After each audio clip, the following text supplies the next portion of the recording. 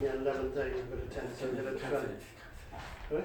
The IBC lady cancelled it. What's that? The lady called T, yeah?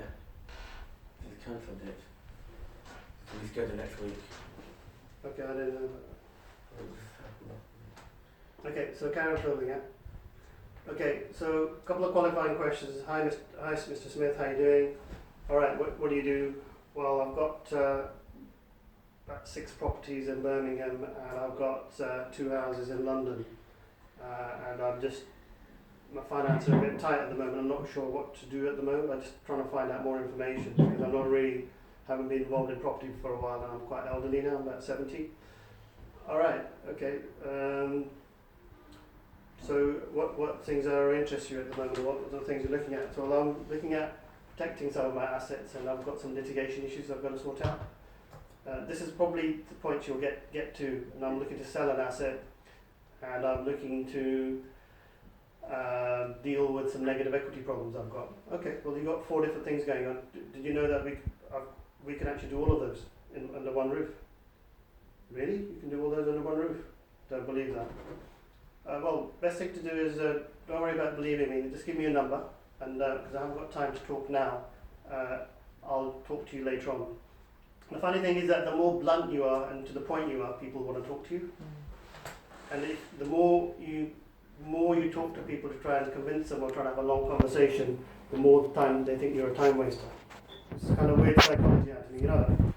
Yeah, that's right. So, for example, I start talking to you and start waffling about things. Hey, yeah, we can do everything. And I'm like, great, blah, blah, blah. They're not really going to listen.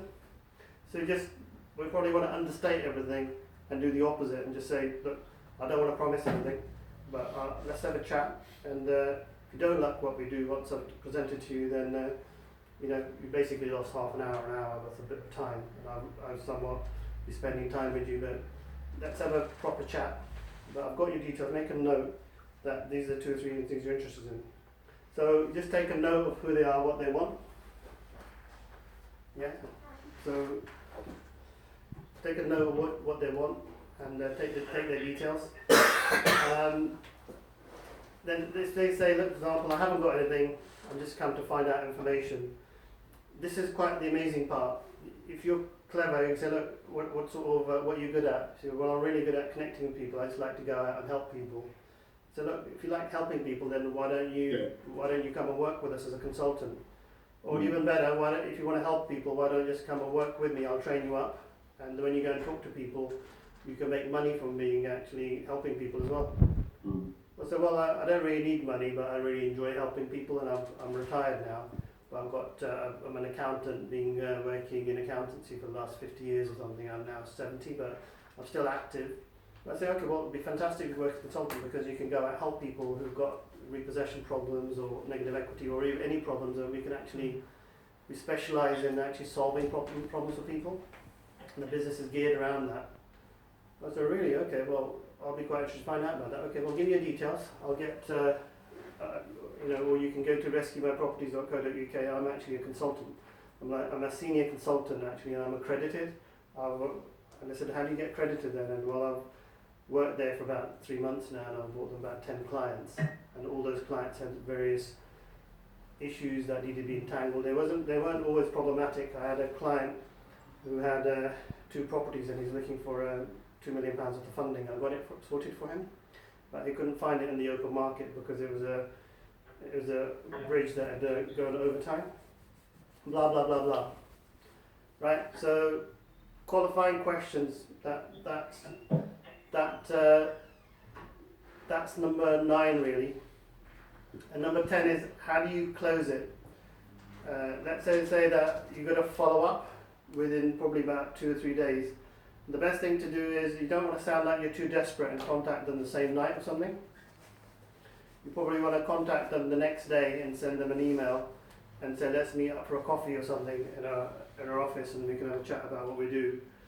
And what you want to do, this is an important, very important point, Anthony, is that ideally you don't want to be travelling anywhere to meet people. They should be travelling to meet you, because you're the one that's going to solve their problem, not them. They don't realise it yet. They say, look, I'm based in Canary Wharf. I have this every day. I'm based in Canary Wharf. I don't want to come and meet you. I said, okay, well, I'll come into London maybe once every 2 months, but mostly on a social level. So maybe I can meet you on a weekend or something. But that's the best I can do. But I can't meet you during business hours. But so they start talking about what they want to do or who they are. Then you've got different propositions you can actually give them to try and tell them the benefits of why it's worth coming to see you. And if they think that they're going to get some business or some sort of remedy to their problem, then they'll definitely want to come and see you. So if somebody says, look, I need a mortgage, I need a bridge by Friday this week, can you get it for me? I said, I can. But they said, can you see me in Canary Wharf? No, I can't, I'm too busy to do that. The whole, if I had time to come and see you, then why would I be doing work that requires 72 hours turnaround? Does that make sense, Anthony? Yeah, yeah. So what we are is like a one-stop shop to solve any problem anywhere in the UK. It doesn't matter where it is. So I think I'm gonna draw a close to the networking bit. Has that been helpful? Any questions around that before I move on to the other couple of bits? Yeah, it's helpful. Any questions around that?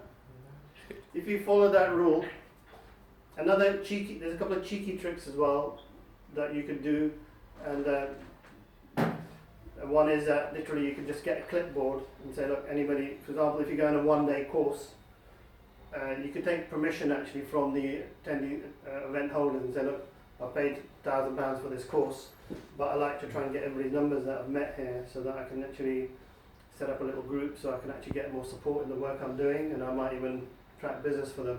Are you happy for me to do that? 9 times out of 10 they'll probably say no. Unless it's a very open or a new group and they're not really that savvy because they want to be protective of their customers. But whenever I've actually done that, they've normally said no. But one of the things that you can do is, if you just put down your name at the top, make a list, and sometimes send it around the whole room. It sort of goes around all the way and comes back to you. And by the time the end of the room is finished, you still got everybody's list, which is a bit cheeky, but it saves you a lot of time. That you just write in there name, details, what your interest is, how many properties you've got, and especially in some sort of property forum. But if they say yeah, you can do it, and they're quite open because they're just trying to train people, they're probably happy for you to do it. So you probably want to attend the right sort of forums where they allow you to do that. And at the end of the day, somebody's got 6 properties, and just say, are you looking? You could probably write 3 simple questions. Are you looking to grow, or cut costs, or looking to raise finance? Whichever one is, take one of these. Or you could just go around the room and just do that. And so that it all depends on where you are. Who's going to allow you that opportunity to do that or not? Does that make sense? Now, that's pretty much it on the networking. And that if you follow that rule to a T, Anthony, by the end of this month, you might have picked up about 10 or 15 clients. And if anything, if you start thinking about the people that you've met in the last 2 months, there's probably at least 6 or 7 people that could have qualified for that type of business. Is that right? Yeah. Okay. But you haven't. What you need to do is you need to read the benefits document that was sent to you about 4 months ago, which tells you all the good, helping people in a good position, a bad position, an ugly position. Well, we're pretty much like a one-stop shop, but even that's understated in terms of what we can do, right? Okay, so I'm going to stop the bit about the networking there, but I'm just going to give you a couple of brief case studies about certain clients that we're delivering to now. I've got a client that's come to me I can't sort of tell you the location. These are two recent clients that have come in from SEO, yeah? One is a client that's come in with 10 properties based in Nottingham. They're in a negative equity, and he didn't know what to do with them. So basically, he's come in and we're now taking them on and helping him to write off the debt. And he's also got 3 houses which are unencumbered, means that there's no debt on them. So we're putting them in a structure, and he's looking to structure those out in a way that the negative equity doesn't affect his 3 positive houses. But I can't go into the detail of that because it's a bit complicated. And then he wants to raise finance of £500,000 to do a purchase of a development project that he's got. So we're doing 70% purchase and 100% finance on the development for him. So Can you repeat that again? So client's got 10 negative equity properties, three which are unencumbered, meaning that there's no debt on them, and he's got a requirement to do purchase of a development as well. This is a client literally I picked up last night after a 5-minute conversation, and so we're going to be doing the funding, the restructuring, and the write-off the debt, all under one company. Now, one of the issues that Hiran will have is that he's actually become a commercial broker, but what he's doing is not too sticky. That's the problem he's got at the moment. I'll tell you all his problems without him telling me, and if he agrees 100%, that means that we know what we're talking about. He's going out, speaking to maybe 20 people, 30 people a week, setting up meetings, going to talk to them.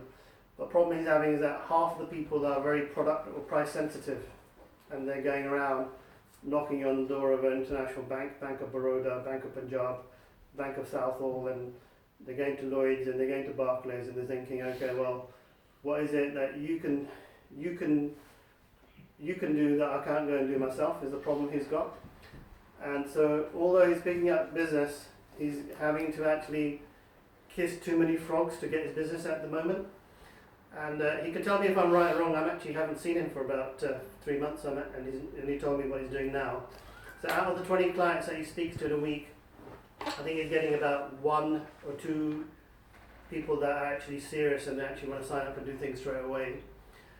And then there's probably about 3 or 4 which are saying yes, but they're really just tagging him along because they're just basically speaking to about 3 other brokers at the same time. They're not really telling him. So what he's got his work cut out for him. How accurate am I in my percentages? Yeah, it's pretty accurate actually. Yeah, about 70% there, 80%. Yeah, 80%. Yeah, usually 80% are like in that boat. They're just Okay, rate so sensitive. I'm without knowing his business and what he does, that's pretty much my percentage for him.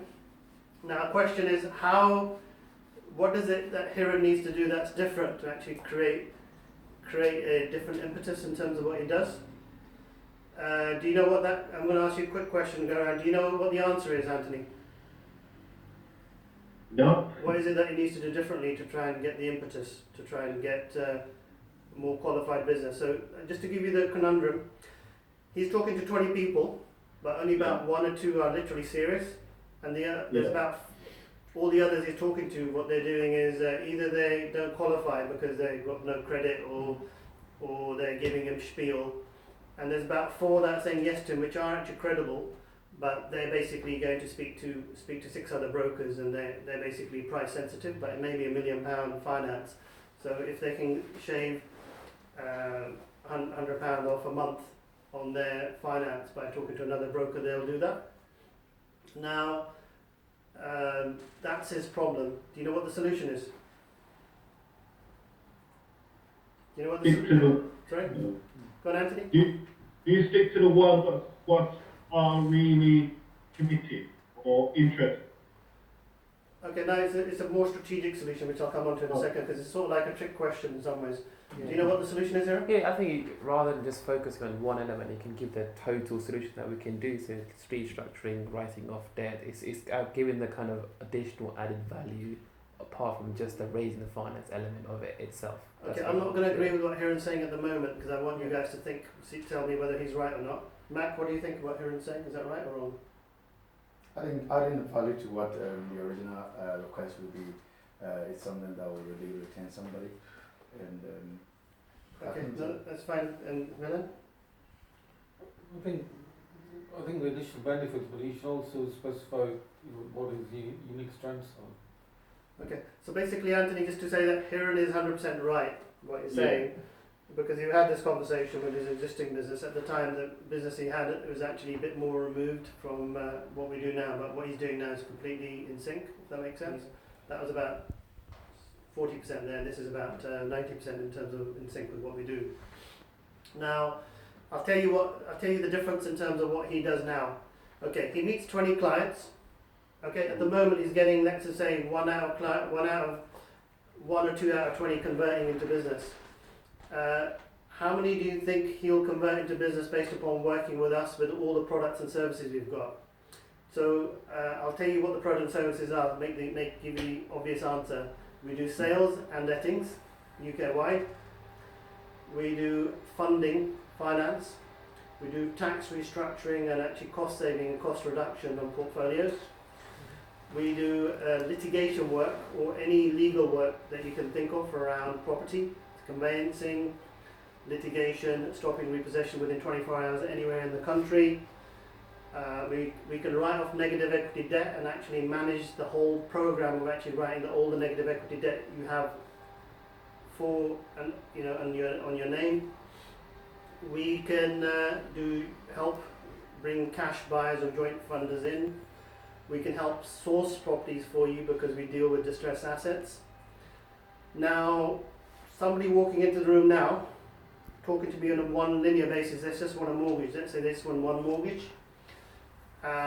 They come to see you for a mortgage, right? Let's just say they want a $500,000 mortgage for their residential. That's exactly what's happened with a client that actually paid me a check yesterday. I went to his house last night. He came in and he rang me and says, look, I want to raise a bit of money to purchase a house. So I said, okay, tell me everything about you've got, and what I'll do is I'll work out what we can do. This is, applies directly in some ways to Hiran as well. So he's buying a property in London for about 2.5, and the debt is about 1.75. So he's already got that finance worked out with Barclays. Now the second thing is that he also wants. So I said, okay, well, he wants to raise the deposit for that. So he's given me all his assets. So I'm going to do unsecured finance for about 200,000 because he's on quite a high income. I'm doing. Well, I'm not doing it directly because we've got somebody else, one of my team, who are doing it. We're doing a refinance of a property he's got in town in the West End. So to give him another 250. And then he's got a portfolio of 7 properties which are about 50-60% geared. So you may be able to raise about another 200-300 on that. So all in all, I'm doing 3 bits of finance for him. Now, how would you benefit from that as consultants? You get 10% of anything you make, but the advantage you've got, this is what people don't realise, you're getting the cake on 3 different pies. At the moment, Hiran could benefit because he could actually sell him, let's just say, because he's got case-sensitive products and he's got price-sensitive products which are vanilla. He can't afford to actually deal with complicated clients who are actually a bit weird as well, who've got like something uncanny about them, and they're a bit desperate because he's going to be difficult to actually handle them. He just needs somebody who's Mr. Blogs, who's a stockbroker in town, who's got £200,000 income. He wants to buy a £500,000 house. That's his target market at the moment. What this does is now this allows him to deal with probably about, let's say, 50% of the market that he talks, 10 or 20% of the market that he's talking to is like that. Okay, imagine about the other 10-20% that have got problems. He can solve them, but he can also offer more product sets to the client he's got. So the guy who's got vanilla funding, who's clean, who's got clean credit, blah blah blah, he gives him $500,000, but he now says to him, by the way, you've got any other assets? He goes, yeah, I've got 5 other properties. Have you thought about tax restructuring? Yes. Well, I haven't. Okay, would you want to have a discussion around that? That's number 1. Number 2, are you selling any assets? Oh, yes, I am. Okay, well, do you want to sell it anything off market? Yes, I do. Okay, well, we've got some cash buyers, or we can also place it discreetly with some people. Are you selling it below market? I am, yeah, because I need some money quickly for a project. Okay, are you looking for development funding? Oh yes, I am actually. I'm releasing some funds from a sale I've got in India going on, and I've got $500,000 coming in next week for my deposits, but I need to be development funding for about $1 million. So by default, he's picked up more business for himself for his commercial unit, and then he's also picked up more business for other things that we're doing for him as well, all in one go. That means that his turnover for his income per month means that he's doing less work because he's doing referrals to us. He's not actually having to close it. So all the work that they're doing at the moment, he's actually having to do all the processing and the paperwork. So if we get the client, we do the processing and the paperwork, he gets less commissions because normally he probably gets about 40-50% for him doing himself.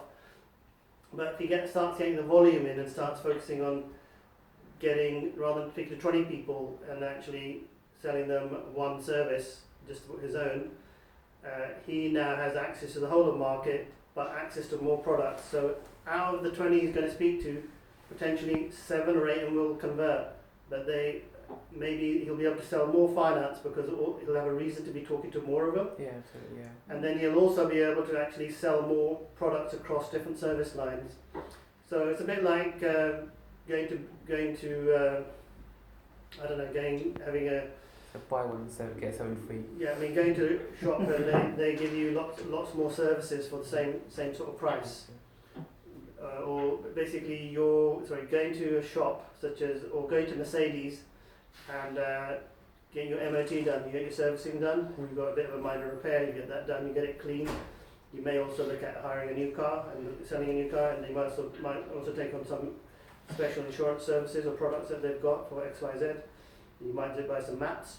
So basically, you're upping the amount of money you're making from working with us, but we're a lot more stickier than anybody else because you'll probably want other services, but you'll need to have to work out how to qualify and answer those questions. I think that's pretty much what I wanted to say. How does that sound, Anthony? It sounds good that there's a lot of benefits under one shop. Yeah, so basically we're a one-stop shop, the Mercedes of the property business, where we've got all the services in-house, although for specific reasons, different companies got different brands and different people working in them for various sort of important reasons. So, question's going to be, when people say to me, this is quite cheeky and a bit cocky as well, somebody says, okay, what do you do? I said, what is it that we don't do? It's a bit arrogant. And they say, alright, okay, what do you mean? So, it doesn't matter, so for the moment, just give me a number, I'll call you because I'm really busy actually, I need to get hold of somebody. Give me a number, I'll tell you everything we do, but I'll pretty much blow your mind with what we do. So really, you blow my mind. See, I'll blow your mind. Then if they start trying to be a bit funny, like say, look, I can blow your mind too because I'm sales director for the biggest property company in the UK or something like that. That's fine because you might come across as being a bit arrogant because you're being short with people. But what will happen is that people who want to progress will respect you more for being short with them. People that don't want to progress and they want to be quite touchy-feely about everything, they're going to be wasting your time in the first place. So it's better just to be short and get to the point. Yeah, I think Hiran's already probably found that in the last 4 months of training. Actually, Yeah, he's basically had to change his persona a little bit to become a bit more serious. And before, I think he was a bit more mild-mannered, but he's got to become a bit more like, he's got to talk to them in a particular way and handle them. Whereas before he didn't need to handle people, he's just happy to just go along in a more of a, hi, how you doing? You're right, you've got to be a bit more like decisive and a bit more like, well, if you're wasting my time, let's not talk. You carry on sort out your finance with somebody else. Barclays. Yeah, exactly. I'm not really interested if you're not really willing to give the time commitment or any financial commitment. Okay. So I think I've covered off quite a few things there, all in one. In terms of the accreditation, Anthony, Mac, and Hiran, I reckon it's worth paying the £500 to get your business cards done. And then what I'll do is, I think Hiran might be a slightly different case because he's actually working as a consultant, as a broker, so we may be able to give him business more like he's working with us as a part of the organisation, as really a separate organisation. We need to have that discussion. Yeah.